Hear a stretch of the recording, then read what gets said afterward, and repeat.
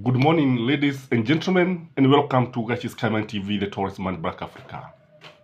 It is disheartening that the Speaker of the National Assembly, Moses Masika Wetangula, Papa wa Roma, has organized a trip to Qatar.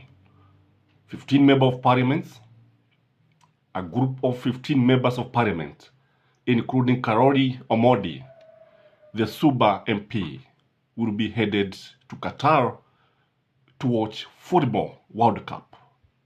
And mark you, some of these people do not even watch Premier League or even the National League. And some of them, if you ask me, they don't know anything to do with football. But now when it comes to going on an overseas trip, which will be paid by the taxpayers, then we are about to ask many questions. It is an insult to Kenyan intelligence when we understand that about 18 million will be spent on air ticket, luxuries, upkeep, and what have you. This is in a country where children are going to bed hungry, a country that is on a begging mission to feed her people. Serikali ambayo ni ya obaoba, serikali ambayo nabii mwenyewe amesema ya kwamba tunahitaji kujikaza mikada kwa sababu hatuna pesa za kutosha. Serikali ambayo the government that want to save 300 billion, on the other hand, want to spend millions and millions of money to fund MP's trip. A trip to Qatar just to watch football. I remember there was a time the MPs, I think 20 of them, went to Russia to watch football. And we never knew what they learned. We did not understand why they went there. We don't see any improvement in our football. Remember, our rugby team could not travel because of lack of funds. This is a country of contradictions. It is so ironical to have a country of angry people now paying the trip for MPs to go and watch football. And which government would allow the CS Treasury to release funds for MPs to go for entertainment? Because these are trips that majority of them carries their girlfriends. Truth be told, hapa ndipo ambapo the concubines are taken. Hizi ni safari ambazo I would call them immoral trips. Now, when you look at it from all angles, it is immoral for MPs to steal from the members of the public so brazenly without caring. Kwa sababu hawa ni mapwagu na mapwaguzi, wasiojali, wasio na haya, walio na mji wao. They cannot even blink. And they are all over enjoying in the air that they are traveling. And mark you, I think the area Kenyan electorate realize that MPs are only after their interests. Politicians are after their stomachs, not after your interest, the better for this country. When the price of petrol has remained very high and none of the MP is talking, none of the politician is talking, when the price of commodities is skyrocketing, none of the MP is talking, basi tunafaa kujiuliza hii ni nchi ya aina gani? What kind of country is Kenya? A country of beggars, million and million of beggars, and a country of a handful of politicians who believe or behave like they are thugs. Kwa sababu hakuna tofauti kati hawa na mapwagu na mapwaguzi. Hakuna tofauti. The only difference is that the difference between these and bank robbers is that bank robbers use the gun, whereas hawa wanatumia kalamu na karatasi. They use the pen because what they do is just to sign. And Wetangula should be very, very embarrassed because this man is not equal to the task.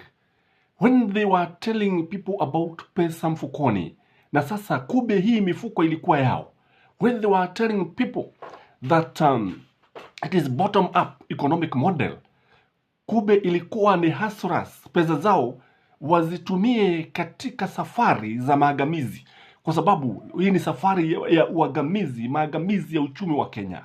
Huu ni uporaji wa hali ya juu sana. And I think the Auditor General should move very fast and flag off this kind of tours, this kind of trips. I think it's also an insult to William Samoei Ruto, kwa sababu yeye ndiye katika bunge hiyo hiyo alisimama pale and instructed Treasury to save the 100 billions from the current budget. Na sasa inakuwaje sasa katika ile bunge ile ambapo alisimama na kuanza na kusema ya kwamba kuahidi nchi, the whole world, that the government is going to save money. Na sasa kile ambacho tunaona ni kwamba tunaona watu ambao wasio na mwelekeo, watu ambao hawajali, viongozi wafisadi kabisa, kwa sababu huu ni ufisadi wa hali ya juu sana. Huu ni ubadhirifu. This is extravagance of the highest order.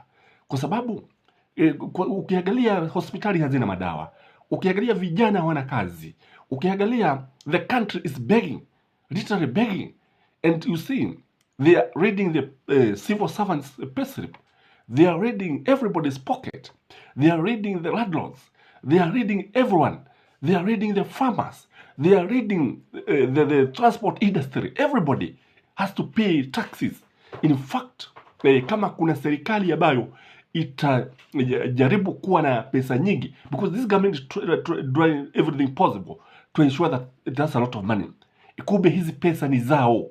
Kumbe hizi pesa, why should even Kenyans be forced to pay taxes when they are not even making profit in their businesses? Why? And when you look at what is confronting Kenya, Kenya is confronted by a very, very difficult scenario. Remember, we are in a drought situation, and this drought is a national crisis. It's a disaster. It's a national disaster. Animals are dying kwa sababu harufu ya mizoga ya wanyama waliokufa imehanikiza kila mahali. In fact, some schools have been closed in Kenya.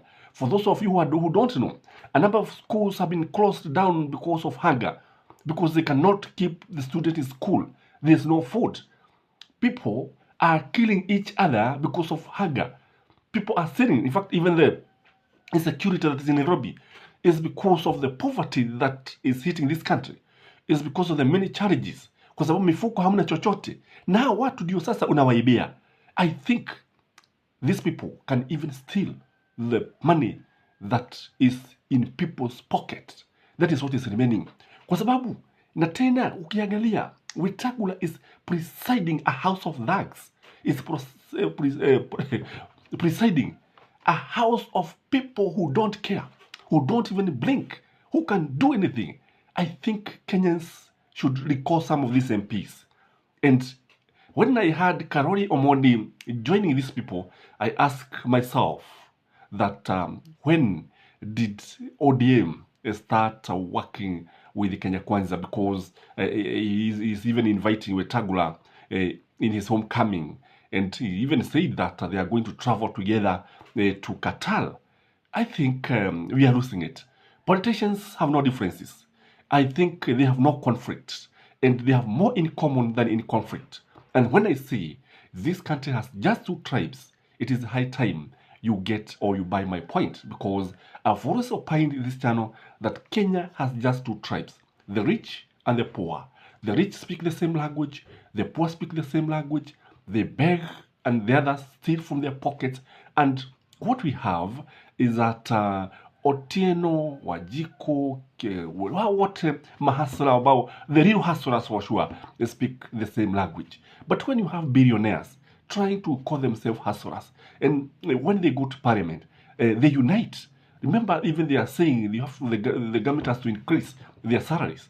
Remember, they are fighting to ensure that CDF money, in fact, they are ready to change the constitution to entrench the CDF funds so that they can continue stealing money from the constituency. And they are saying now they will not be getting 150 billion. They want to be getting 300 billion per financial year per constituency. If this money is well utilized, we have no problem with that. But we know that about 50% of this money goes to the MP's pocket.